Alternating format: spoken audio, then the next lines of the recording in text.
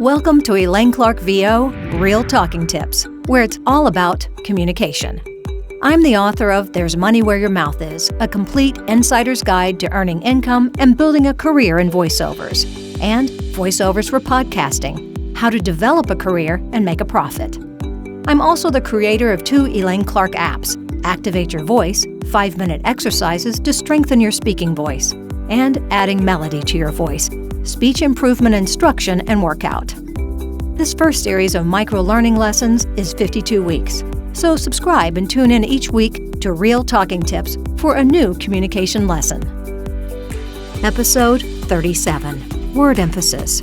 Take the Word Emphasis Challenge. Hi, I'm Elaine Clark. Congratulations. You made it to the 11th and final Word Emphasis mini-series lesson. Real Talking Tips Episode 37 is going to be a little different. Rather than 3 sections where I introduce one technique, explore how to use it, and practice applying it, I'm going to show you how to use all 11 word movement gestures from episodes 27 to 36, plus the word emphasis information found in my books, There's Money Where Your Mouth Is, and Voiceovers for Podcasting, and my Adding Melody to Your Voice app. Let's review all 11 word emphasis movements. Dot, arrow up, arrow down, caret up, caret down, wiggle, word stretch, parenthetical, dip down, 3-part sentence wave, hook, and up, down, split the difference. As a heads up, instead of explaining and practicing each individual word emphasis, we're going to apply all these word emphasis movements together in a variety of situations: live presentations, sales calls, podcasting, and voiceovers. This way you can hear and see how to adapt the movements to in-person talks and presentations, virtual meetings, sales calls, interviews, and voiceover recordings. The key to using the word emphasis movements and gestures effectively is variety. With so many word emphasis movements and speech variations, why should a speaker repeat a gesture when there are numerous options to choose from? So, shake your hands out and prepare yourself for this word emphasis mass application challenge. Word Emphasis Challenge is for voiceovers, podcasts, sales calls, presentations, and virtual web meetings. We'll start this word emphasis challenge with a voiceover script from my book, There's Money Where Your Mouth Is. The script is marked with word emphasis symbols. When information is not the focus of the message, unimportant words do not require word emphasis markings and movements. The exception is if that word has onomatopoetic value. By that I mean words like jump, dot, honk, and trot that sound like that word. If the information is a personal opinion, that section of the copy is often parenthetical because it is not the focus of the message, but offers an opportunity to show personality and opinion. Try to avoid using the same word emphasis immediately next to the same one. Shake it up. There are plenty of other ways to emphasize a word or phrase. Mirroring word emphasis styles are often used next to one another. For example, an informational arrow up setup and arrow down response, or a caret up word and a caret down oppositional word that balance the sentence. I'll demonstrate with a pre-marked script.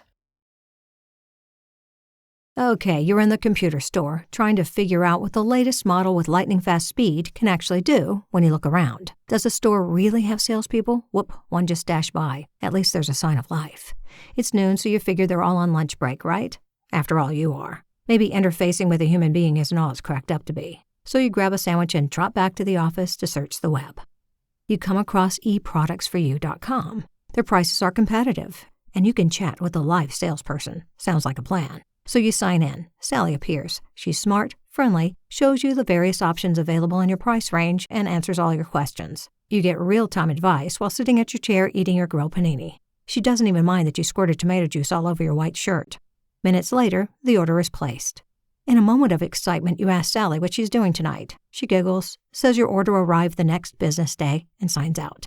You sit there staring at the computer screen and wonder what else you can order. Visit eproductsforyou.com today. Hassle-free shopping with the latest advice and products. Podcasts. There's a difference to how you use the word emphasis techniques for voiceover recordings and for video. Word emphasis should be strategic, specific, and natural. When the audience has the benefit of seeing the speaker, the gestures can be subtler, so they don't stand out as awkward or distracting hand movements. This section is divided into two parts: interviewer, interviewee, and branding, intro, outro, and bumpers. I'm going to first show how the word emphasis chart symbols can be used by an interviewer or interviewee. Dot. The first example is with one finger, and the second is with the thumb and index finger touching. Now that's a great point. How do you feel about that? Caret up, caret down. Here are two examples of opposing gestures to balance the sentence focus. I was thinking you could tell us more about how that influenced your life. That's when I changed my logo from green to purple. Arrow up, arrow down. These two speech movements are also oppositional. One sets up information, and the other provides a response in the opposite musical direction. Here's an example of arrowing up and responding by arrowing down. When you speak with authority, people listen to what you have to say. Wiggle. You can use both hands or just one jazz hand. For example, now that's exciting. Yep, that was a bit strange. Word stretch. I'll use two hands to stretch out the title, names, and audience. The hands will outstretch on the show's title.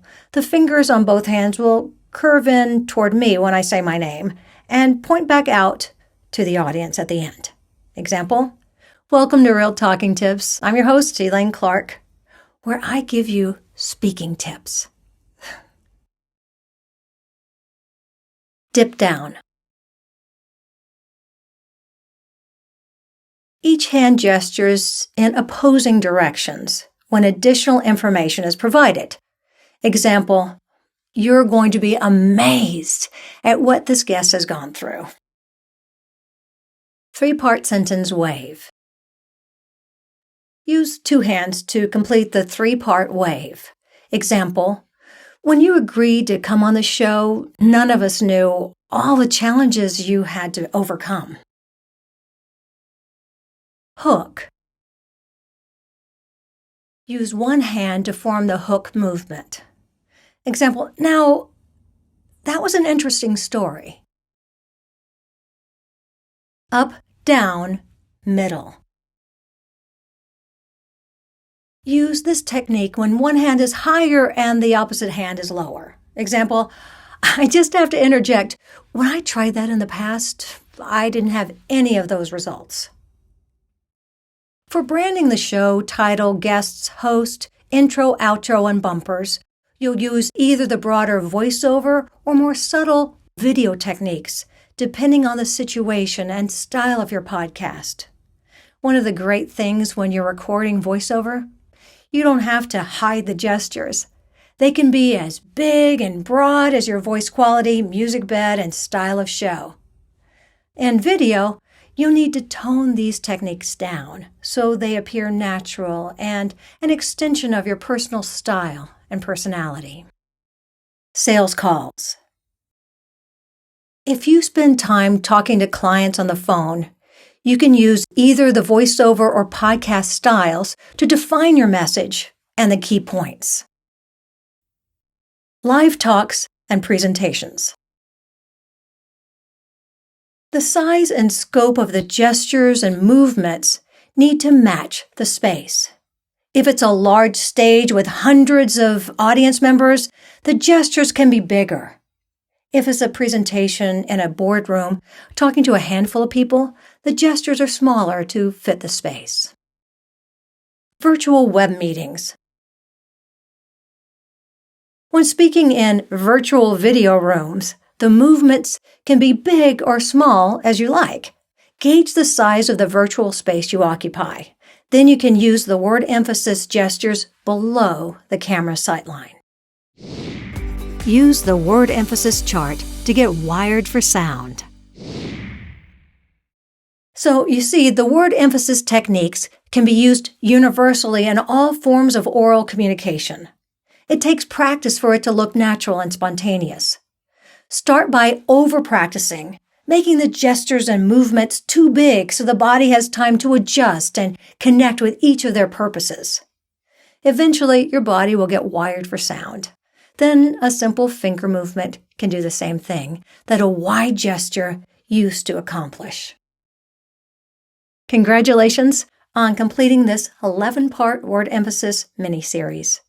Keep practicing with this Real Talking Tips podcast and the Adding Melody to Your Voice app. The time you spend now on learning how to use your body movements effectively will pay off big time in the end. Join me next time in Real Talking Tips, episode 38, as we begin a new 4-part mini-series on voice placement. Thanks for joining me on the Real Talking Tips podcast. To find out more, check out my books and apps and visit my website, ElaineClarkVO.com. Let's stay in touch. Become part of the Real Talking Tips community. Hit the subscribe button and use #RealTalkingTips, #ElaineClarkVO. You can also follow me on Twitter @ElaineClarkVO, Instagram ElaineClark.VO, and Facebook Elaine Clark Apps and Books. And don't forget to practice. It's all about communication. Go ahead, click the subscribe button.